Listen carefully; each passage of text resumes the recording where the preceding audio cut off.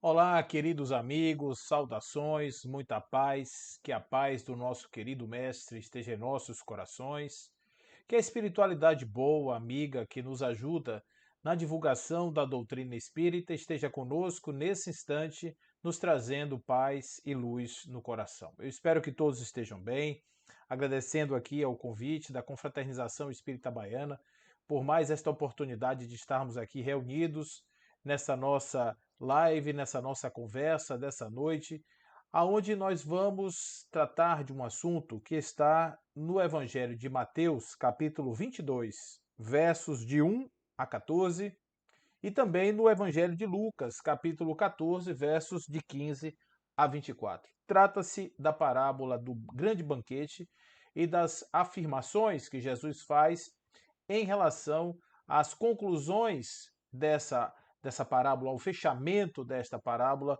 muito importante para os nossos dias atuais, para as nossas ponderações e, acima de tudo, para nos posicionarmos como cristãos que somos, que desejamos ser, que aspiramos ser. Então, o que significa isso? De que forma nós podemos, de fato, dizer que estamos em sintonia com a mensagem do Cristo, pensando a partir desta passagem do Evangelho de Mateus e também do Evangelho de Lucas. Narra o evangelista Mateus que Jesus compara o reino dos céus a um grande banquete. E nesse grande banquete vai acontecer uma coisa inusitada.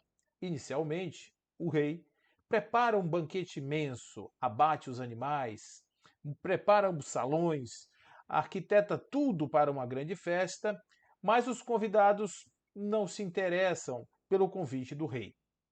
Certamente tinham outras coisas para fazer, coisas mais importantes, talvez cuidar da sua propriedade, cuidar dos seus afazeres pessoais, enfim, não se deram por atentos a esse convite e simplesmente desviaram seu foco, sua atenção para outras prioridades. Não satisfeito, o rei então manda que uma segunda leva de mensageiros vá convidar já níveis inferiores, não os totais da ralé, mas outros nobres que poderiam encher o seu salão de nobreza, de altivez e por isso serem dignos daquele grande banquete que foi elaborado. Esses também, por razões pessoais, pelas suas preferências pessoais, eles também não quiseram vir ao banquete. O rei fica muito chateado, mas manda outros mensageiros. E agora, diferentemente, eles simplesmente matam os mensageiros. Eles não aceitam nem o convite, eliminam os mensageiros. O rei fica furioso e ordena que aqueles seus assessores agora se dirijam às ruas, às vielas, às esquinas, em todos os lugares e tragam ali agora aqueles que estão ávidos para participar do banquete. Qualquer um, pobres, estropiados, qualquer um, serão chamados todos para esse banquete. Só que quando esses jovens, essas pessoas, esses idosos, enfim, todas aquelas pessoas da ralé que estão ali dentro do salão agora, claro, todos aceitaram, porque afinal de contas eles viviam abandonados nas ruas, foram chamados para um banquete maravilhoso, onde eles iriam se deleitar com os quitutes, com as especiarias, com as coisas todas que o rei ia oferecer. Quem não aceitaria? Eles aceitaram, claro, uma melhoria na sua condição de vida. Porém, o rei, quando adentra o salão, ele observa e vê que à distância existe um dos convidados que não está trajando a roupa apropriada para uma festa de núpcias, para um baile de núpcias. E ele então vai e ordena que os seus soldados arrastem esta pessoa para fora, levem para as cadeias, porque ele não poderia estar daquele jeito naquele lugar. Porque chega-se à conclusão de que muitos são os chamados, mas nem todos poderão entrar no reino dos céus, nem todos serão escolhidos. Essa é uma parábola de extrema dificuldade, porque existem aí níveis de percepção diferenciados, se formos analisar o texto, mas dentro daquilo que nos preconiza a doutrina, nós podemos fazer aí uma análise um pouco mais precisa dentro dos nossos ensinamentos e daquilo que nós sabemos a respeito do Espírito, do Reino dos Céus, etc. Começando por esse aparente paradoxo. Como é que o rei vai chamar todas as pessoas, todo mundo que vai chegar naquele lugar, e vai estranhar que uma pessoa que vive na rua não tenha o traje apropriado para estar na casa do rei? É óbvio que eles não tinham. É óbvio que uma pessoa que vive na rua não tem dinheiro, não tem condição de comprar uma roupa à altura da expectativa do rei. Não existe isso. Então não se trata, portanto, da roupa, da veste física. É óbvio que não estamos falando disso.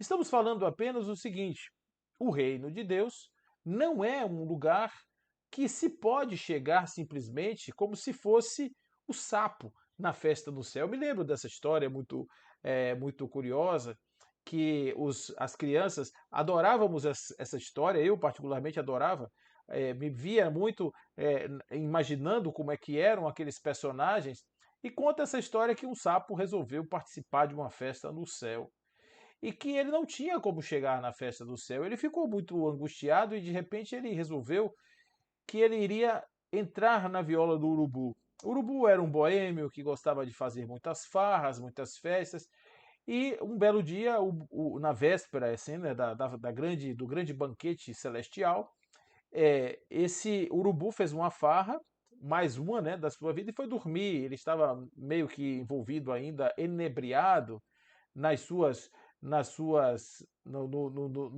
nas bebidas que tomou, e o sapo se aproveita disso, dessa vulnerabilidade do urubu, e entra na viola. No outro dia, o urubu acorda, tanto quanto ressaqueado, pega a viola e vai em direção à festa no céu. Era mais uma continuidade da sua grande boemia. E o sapo estava ali.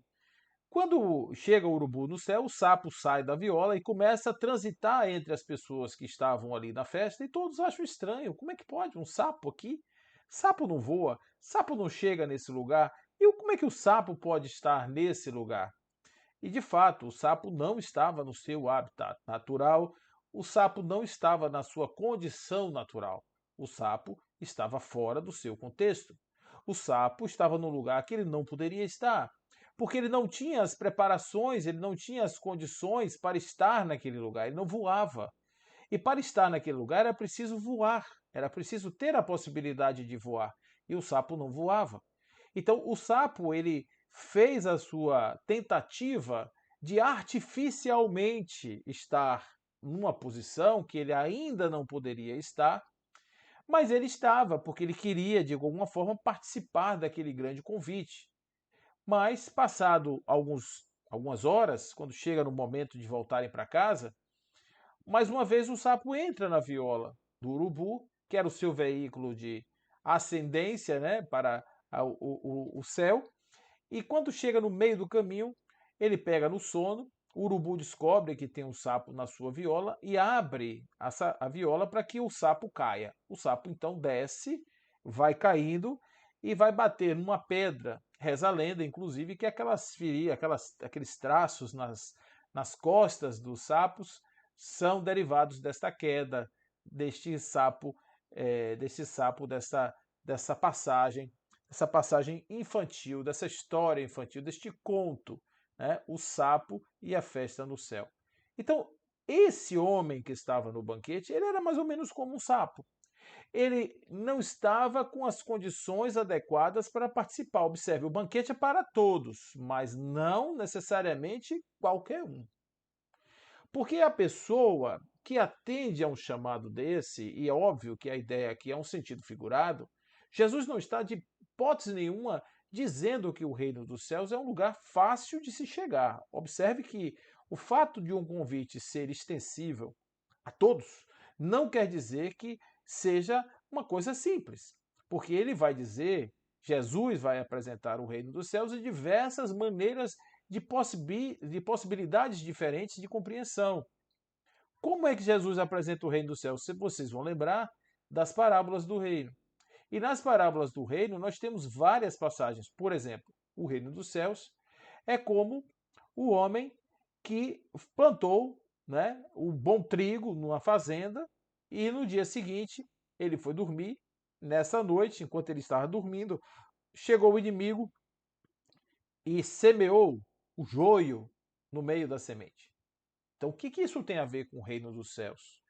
Tem a ver que o joio, que é a representação do inimigo, que é a representação daquilo que não é a ordem, é a desordem, ele foi semeado no meio da ordem. Ou seja, o indivíduo agora tem um campo, que é a sua mente, que é o seu pensamento, que é a sua cabeça, que é a sua alma, que está contaminada por sementes boas e sementes ruins. É a velha dicotomia do bem e do mal, é a questão da consciência, é a questão dos conflitos da consciência. Observe como Jesus, um conhecedor da profunda psicologia do ser humano, ele vai trazer em um elemento pictórico, um elemento simbólico, aquilo que nós vamos levar muitos anos para compreender como funciona essa psique humana.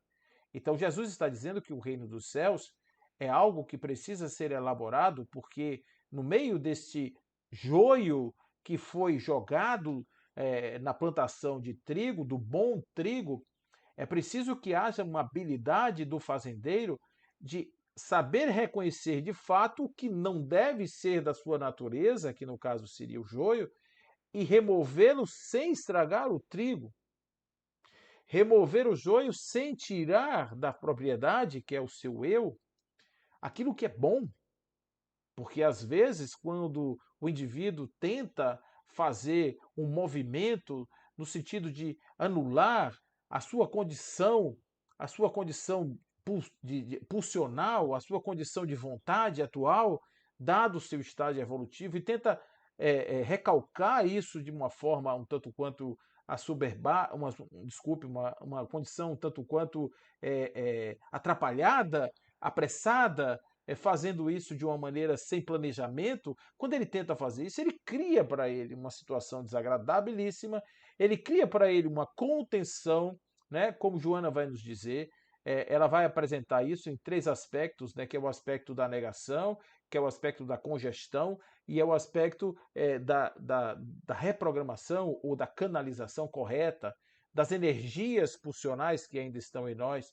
Então, quando a gente começa a pensar que o indivíduo que vai para um lugar ao convite de Deus, ele não pode estar ainda vivendo como uma espécie de fazenda repleta de joios, ele precisa já estar bem separado o que é o joio e o trigo, ele já precisa ter a habilidade de retirar da sua propriedade o joio, porque senão essa propriedade vai aparecer, olha aí a roupa, vai aparecer de maneira inadequada.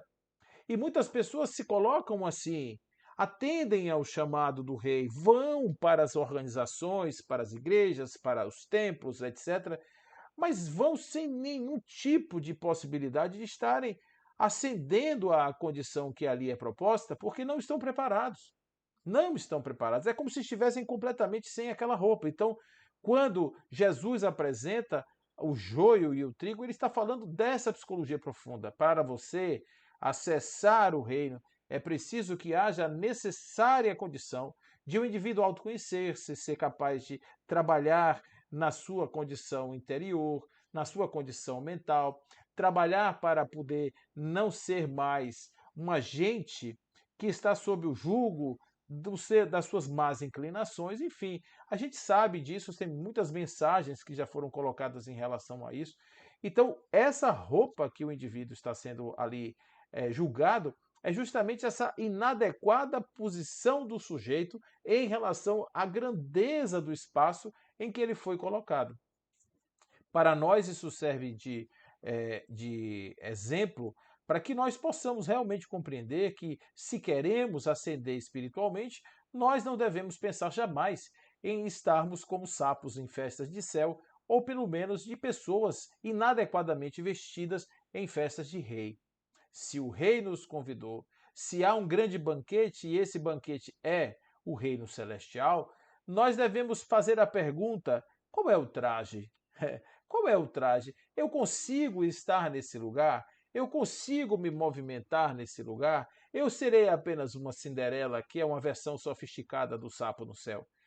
Como é que eu serei realmente capaz de corresponder às expectativas desse rei?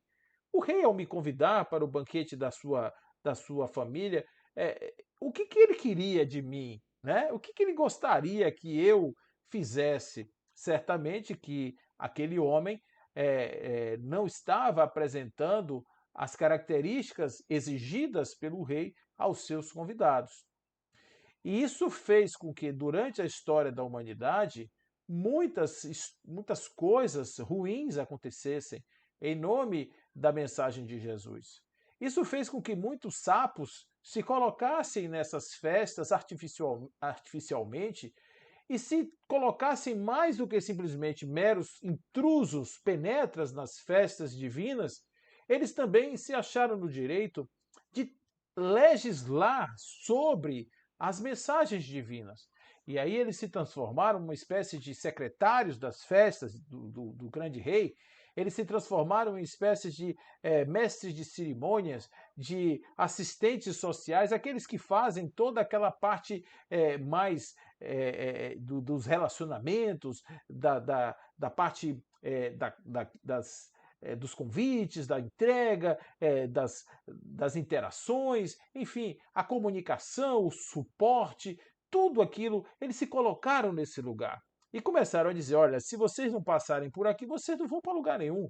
Para vocês irem para o reino dos céus, vocês têm que passar aqui na portaria, conversar com o chefe da portaria, ou então conversar com o porteiro, conversar com alguém que represente essa portaria, porque ele tem uma chave que vai te dar para que você possa abrir uma porta e acessar o reino dos céus. Nunca, é bom que se diga isso, nunca Jesus apresentou essas chaves. Nunca Jesus apresentou condições terceirizadas para que se acessasse o reino dos céus. Jamais. Observe que o homem está vestido por sua própria conta e risco. Ele não passou, não foi alguém que lhe deu uma roupa inadequada, ou não foi alguém que vestiu os demais de uma roupa adequada. Todos estavam vestidos na sua condição. Então quer dizer o quê? Que não se trata de um atributo que alguém possa dar. Não se trata de uma roupa que alguém possa oferecer. É alguém que veste a sua própria roupa e se apresenta em sua verdade, e a sua verdade representa a adequada maneira de se estar naquele lugar. É muita hipocrisia que existe, muitos santos de pés de barro. São muitas propostas que eu vejo, meu Deus, quantas coisas as pessoas andam falando. Hoje parece, dentro do espaço midiático, que falar mal da religião do outro ou da postura religiosa do outro parece que virou assim uma moda, não é? O fulano atacando o cicrano, porque gera aquilo que o jovem chama de treta, né? Gera treta, aí um fala do outro, o outro responde, e o povo fica ali, fulano falou isso, cicrano falou aquilo. Gente, isso daí é uma distração imensa. Olha, eu estava refletindo hoje sobre essa questão e eu li uma matéria essa semana de que um cientista, através desse James Webb, nesse novo telescópio, eles descobriram uma galáxia que tem 16, salvo engano, 16 bilhões de anos-luz de diâmetro. O que é isso? Só para a gente entender. A luz a 300 mil quilômetros por segundo leva 16 bilhões de anos para atravessar de um lado ao outro dessa galáxia. Imagina o tamanho dela. A nossa Via Láctea aqui é muito pequena em relação, isso é um grão de areia, em relação a essa galáxia imensa que foi aí identificada.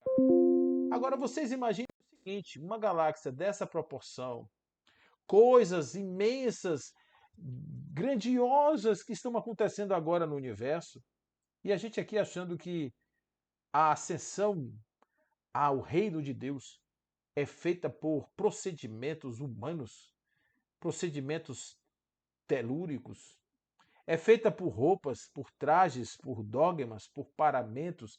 Nossa, isso está longe de ser possível. Não é nem que a gente quisesse. Eu acho que nem se a divindade fosse assim extremamente esforçada em fazer uma exceção às suas regras, derrogar um pouquinho as suas regras para atender esses anseios da humanidade. Eu acho que nem assim seria possível, tamanha complexidade do universo. Tamanha complexidade do reino. O reino não é um lugar para a alma descansar. O reino é um espaço de integração da alma à essência cósmica, a natureza divina de todos nós, o Deus interior, como também nos lembra Joana. Esse lugar que é o lugar do homem, esse lugar precisa ser ocupado pela consciência que desperta e encontra-se em condição de acessar esse lugar, de ascender a esse lugar, de chegar nesse espaço. E isso não é realmente para qualquer um. Isso não exige só que o sujeito esteja artificialmente vestido. Isso exige que o sujeito esteja preparado, esteja em condições de assumir aquilo que é chamado de participação na parte que nos cabe da obra da criação ou na obra da criação. É por esse motivo que nós temos que entender que o banquete é o convite que é extensível a todos. Ninguém é proibido, a ninguém é dada a nenhuma ordem no sentido de dizer você não pode. Isso aqui é só para os especiais. Não é feito assim. O banquete, que está aqui simbolicamente representando as condições naturais que o espírito vai encontrar estando nesse lugar, essas condições que vão lhe dar uma felicidade sem limites. E não são felicidades cosquentas, aqui do pré-frontal, do ventro medial. Não, não. São alegrias, são alegrias de um êxtase sem limite, uma ultrafania, uma coisa sem controle para as nossas aspirações. Porque não é uma expressão emocional, é uma constante de realização plena do espírito em um estado mais potente da sua capacidade, em que ele tenha leveza de visualizar toda a realidade do universo e usufruir da harmonia cósmica como se aquilo fosse um alimento para a sua alma. Para a gente hoje, para nós hoje, isso é muito longe, sabe por quê? Porque a gente não quer isso, a gente quer um lugar para a gente descansar. A gente quer um lugar onde o personagem fique assim, bucolicamente, na beira de um rio, vendo parentes já desencarnados que vão de novo voltar a coabitar casas em colônias espirituais. A gente às vezes fica imaginando isso, mas Jesus não estava apontando para esse lugar intermediário. Jesus estava apontando para a finitude dos seres, para o objetivo final de todos os seres.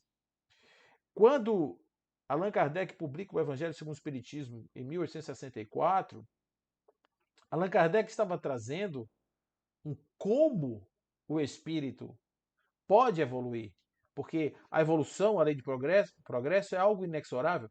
Mas como é que a gente evolui? Como é que eu saio do lugar? Um dia eu termino uma palestra, uma senhora se aproximou para mim e disse assim: eu não sou espírita, eu comecei a vir agora, comecei a chegar. Vocês falam tanto desse negócio de melhoria, de aceitação. Como é que eu me aceito? Né? Como é que eu me aceito? Observe a dúvida. E uma dúvida tão inicial, o sujeito tem dificuldade de entender que ele é um ente em evolução, que ele tem o direito de ser o que ele está na condição melhor, máxima, dentro da sua história evolutiva, ele deveria estar orgulhoso de já poder fazer as coisas que faz, até mesmo arrepender-se. Então, observe que ao invés de fazer isso, o sujeito já quer ascender, já quer a glória. Não é assim que funciona. Embora, para chegar ali, eu preciso passar por um aqui gradativo, um aqui que cresce, um aqui que evolui, até chegar nesse lugar maior. Essa postura, que é uma postura de vontade, que é uma postura de querer, que é um desejo, é algo absolutamente necessário. A lei do progresso, ela é uma lei que tem a ver com a evolução, e a palavra evolução vem de evolver. Evolver é ter a vontade de ir para fora, a vontade de crescer, ex volvere, a vontade de estar para fora, a vontade que se direciona para fora e não para dentro. Então a evolução, que é evolver, ex volvere, é essa vontade de você ir para fora, de você crescer, de você se desenvolver, é a postura necessária para o processo do desenvolvimento, não é? Do desenvolvimento, do desenlace, de se largar dessas amarras da ignorância para alcançar os píncaros da luz que estão adormecidos no imo do ser. Então, não podemos imaginar que um rei diga a um homem simples que eu te convidei, mas eu queria que você viesse com um black tie, eu queria que você viesse de smoking. Não é possível. Agora, eu queria que você viesse com a vontade de estar aqui. Eu queria que você viesse porque você compreende a minha posição, a posição desse lugar onde eu te coloco e o que eu espero de você para que você consiga mostrar-se capaz de apresentar-se minimamente em condições de receber este reino e dizer: nossa, que maravilha eu estar nesse lugar, que maravilha eu receber essa glória, obrigado, Senhor, por isso. É esse o tipo de reconhecimento e postura, porque senão a pessoa não vai fazer o que é necessário para o seu desenvolvimento. Ela não vai conseguir desenvolver isso porque ela estará presa ao egoísmo, às coisas que são as coisas da terra e que impedem que ela possa fazer esse realmente aproveitar-se desse lugar.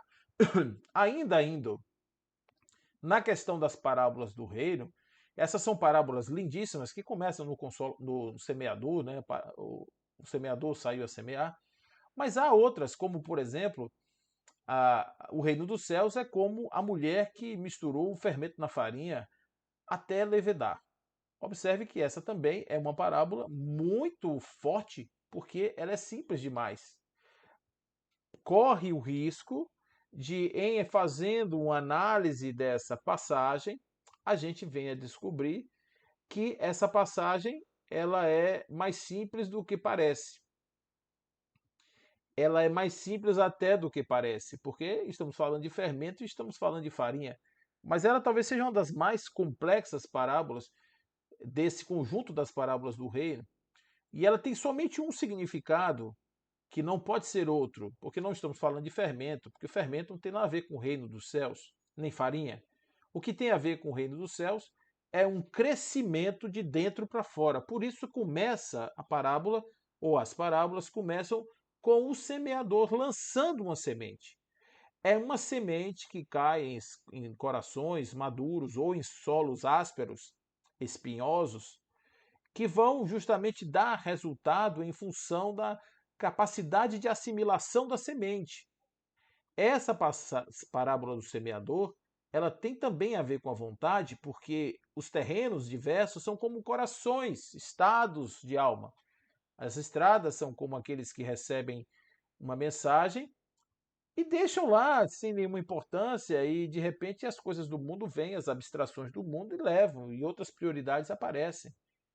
Depois tem os corações pedra, que são aqueles corações que são tão céticos, tão cheios de aspereza em relação à questão dos seus posicionamentos materiais, que esses indivíduos eles simplesmente deixam essas sementes secarem, né? Secarem absolutamente até o ponto de perder a sua capacidade de vicejar. Tem os corações de espinho, que são aqueles corações que estão cheios de mágoa, de ressentimento, e por conta disso eles não aceitam mensagens de esperança, de amor, de fraternidade, nada disso, eles não aceitam isso. Enfim, os corações plenos, aqueles que aceitam a semente e produzem 70 para 1, 100 para 1, que esse daí realmente é o desejo.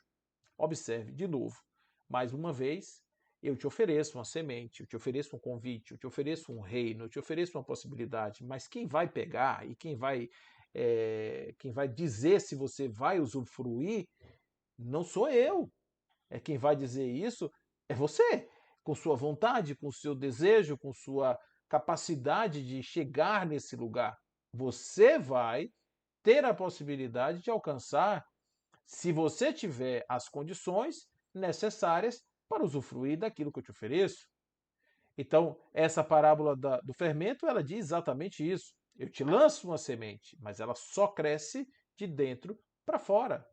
E no seu tempo, ela vai germinar, ela vai crescer como um fermento.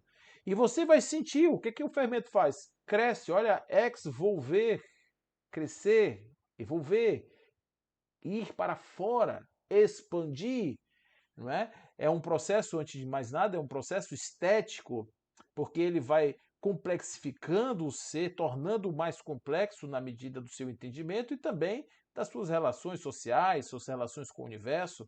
O indivíduo deixa de estar centrado em si mesmo para ser um indivíduo do mundo, para estar centrado no outro, para depois estar centrado no cosmos, né? É aquela questão de autocentração, de alocentração, aquela questão de supercentração. Então, esses espaços de, eh, de direcionamento das forças psíquicas e vitais e existenciais do ser, esse espaço e esse sentido são dados por vontade, pelo um querer.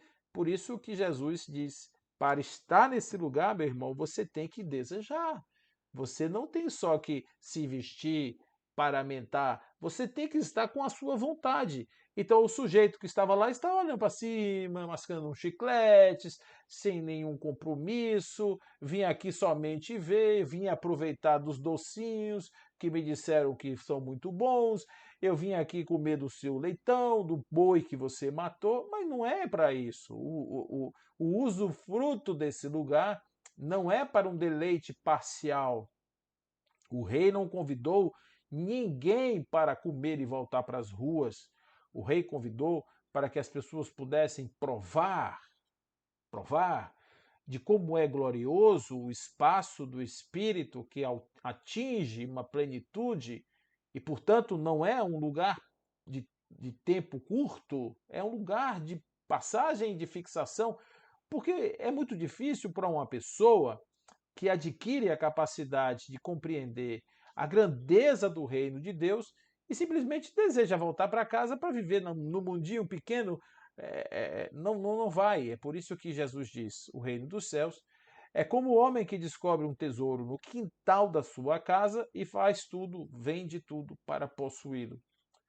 Essa é uma outra questão também, porque é importante a gente pensar sobre isso. O tesouro estava enterrado aonde?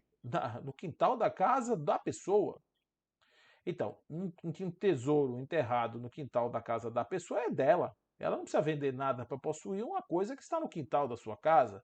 E é fazendo esse tipo de questionamento que a gente chega à conclusão de que as parábolas elas não têm a ver com dinheiro, não têm a ver com tesouro, não têm a ver com semente, não têm a ver com fazenda, não têm a ver com doce nem com boi morto. Tem a ver com alma, tem a ver com vontade, tem a ver com boa vontade, tem a ver com a compreensão e a aceitação do pedido, como Francisco de Assis diria ao seu mestre, fazer de mim um instrumento da sua paz, como Paulo de Tarso à entrada de Damasco, Senhor, o que queres tu que eu faça? São essas movimentações que vão fazer com que o indivíduo simplesmente faça por merecer estar naquele lugar, naquela condição maravilhosa, que é a condição de um habitante desse reino para o qual ele foi convidado.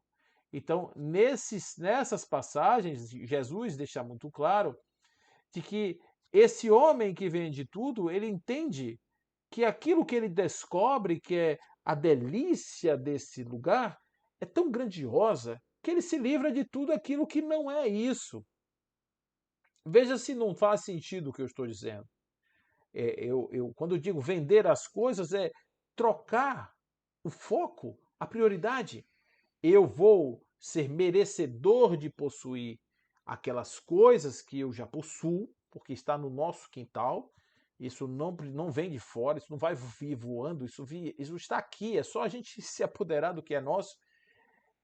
Mas para estar nessa condição, as coisas que me atrapalham, de novo, voltando mais uma vez e repetidas vezes, porque Jesus repete, essa parábola do tesouro é tão importante que ele vai apresentá-la de duas formas diferentes, como tesouro e como pérola. Exatamente a mesma parábola. Então não há diferença, não há diferença. Mas o que há é um entendimento reforçado. Olha, existe uma coisa de valor, que está do interior da pessoa, já é da posse dela. Está no quintal, é da posse dela. E ela vai e se livra do que impede que ela usufrua daquilo que ela tem, e ela então passa a usufruir porque ela quer, porque ela experimenta, porque aquilo é bom, porque aquilo é maravilhoso, porque aquilo lhe enche de alegria. É esse o lugar que o nosso amigo está ali agora. Então, o reino dos céus para Jesus era um convite ao viçareiro a uma mudança de vida de tamanha proporção que, imagina, isso no tempo de Jesus é uma coisa fantástica, espetacular, né? Uma coisa maravilhosa, porque o povo vivia numa condição abjeta, era uma sociedade que não havia higiene, não havia recurso nenhum de saúde, de nada. E essas parábolas, elas continuam valendo para hoje. O banquete continua valendo para hoje.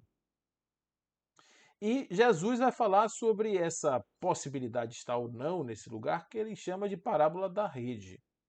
A parábola da rede, ela é também paradoxal. Ela é paradoxal porque a parábola da rede diz o seguinte, que a parábola o rei dos céus é como um homem que joga uma rede no mar e recolhe os peixes. Aqueles que não têm a capacidade de estar na rede vão sair pelos furos da rede. Aí a gente vê que esses furos eles têm que ser maiores, né? Eles têm que ser maiores para permitir que peixes menores escapem, né? Para permitir que peixes menores não fiquem na rede.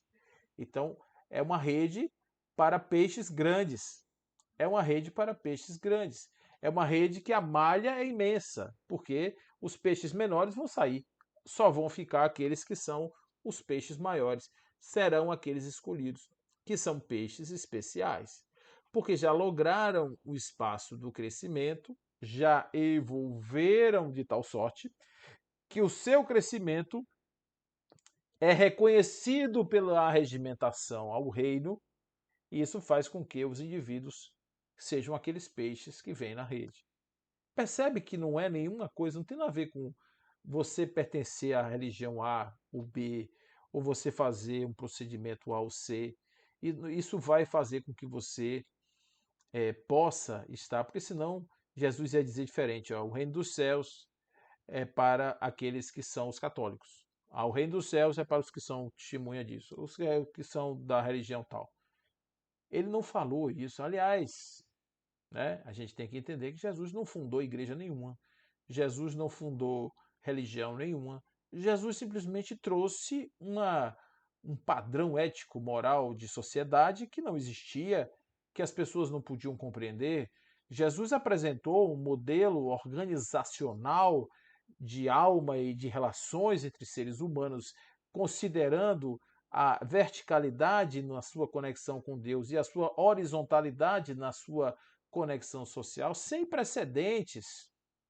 Ninguém conseguiu fazer de forma tal que pudesse, de maneira tão sintética, de maneira tão simples, apresentar esses códigos de conduta que pegam todas as filosofias humanas já criadas e as que ainda vão ser criadas e apresentam ali dentro das bem-aventuranças, dentro das suas perspectivas e, sobretudo, da ideia do homem-deus, né? do homem divino, que é aquele homem que é uma expressão da força criadora de Deus, que mantém nessa expressão todas as potências e faculdades da energia criadora do próprio divino.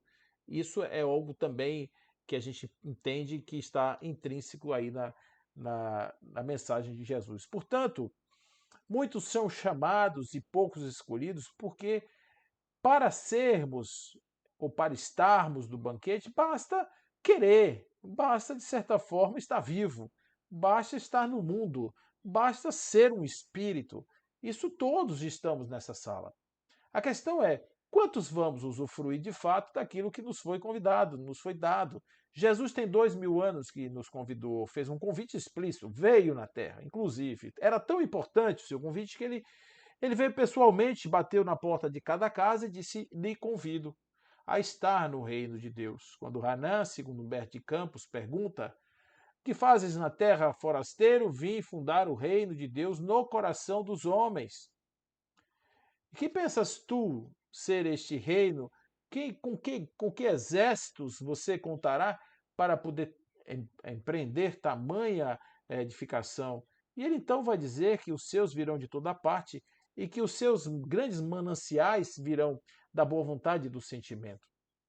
Serão esses os instrumentos que ele contará para edificar a grande estátua, se é que essa é a metáfora, a grande construção do reino. E o homem que não entende disso, só entende de coisas materiais, ele fica assim, achando que é um lunático, um louco, mas não é. Aquele homem que está diante de Hanan, ele simplesmente divide a história antes dele, depois dele, por causa das suas ideias, por causa da maneira com a qual ele viveu, ele se apresentou, ele trouxe como perspectiva para todos nós. Então, estamos sendo convidados a um grande banquete. Será que nós seremos, de fato, capazes de nos apresentar com as credenciais necessárias para permanecermos, pelo menos nesse lugar em que nos encontramos, para que, de certa forma, vendo em nós as disposições, vendo em nós aquilo que seria a boa vontade de acertar, de construir, esses indivíduos eles possam nos atender e dizendo: eu sei que você quer, eu sei que você não consegue, porque você ainda não tem as qualidades, mas você tem a boa vontade, você tem o sentimento, você tem o querer, você tem o desejo de estar nesse lugar, portanto, é merecido que aqui você esteja, e por conta disso você recebe a luz do Criador como elemento estimulante para as suas boas ações e o seu progresso agora só dependerá de você manter acesa essa chama de amor, de paz e de perseverança em seu coração. Assim, esperam os espíritos de luz que nós tenhamos aceito os seus convites para estarmos no grande banquete, porque os doutos, os nobres, aqueles aos quais o convite inicialmente foi direcionado, eles não quiseram, porque eles acharam que eles já tinham as respostas para o mundo. Ninguém tem resposta para as grandes galáxias, ninguém tem resposta para o universo complexo, ninguém tem resposta para os grandes enigmas de Deus. A única coisa que nós podemos dizer é que estamos aqui e que somos esses, os pequeninos convidados pelo Senhor para o seu banquete. Aproveitemos e quem sabe um dia possamos de fato celebrar a conquista desse reino em nossos corações, dizendo a Jesus: obrigado, Senhor, pela possibilidade de refletir sobre a capacidade dos espíritos em ascenderem de tal forma que eles são capazes de chegar aos teus braços ou chegarem ao teu lado para caminharem firmes em direção a Deus. Obrigado, amigo, companheiro, pelas suas mensagens. Obrigado pelo despertar da nossa consciência. Obrigado pela sociedade fraterna que nos ajudou a criar. Obrigado pelas possibilidades todas do espírito, da alma e que estejamos nessa paz, agora e sempre. Que assim seja, meus amigos.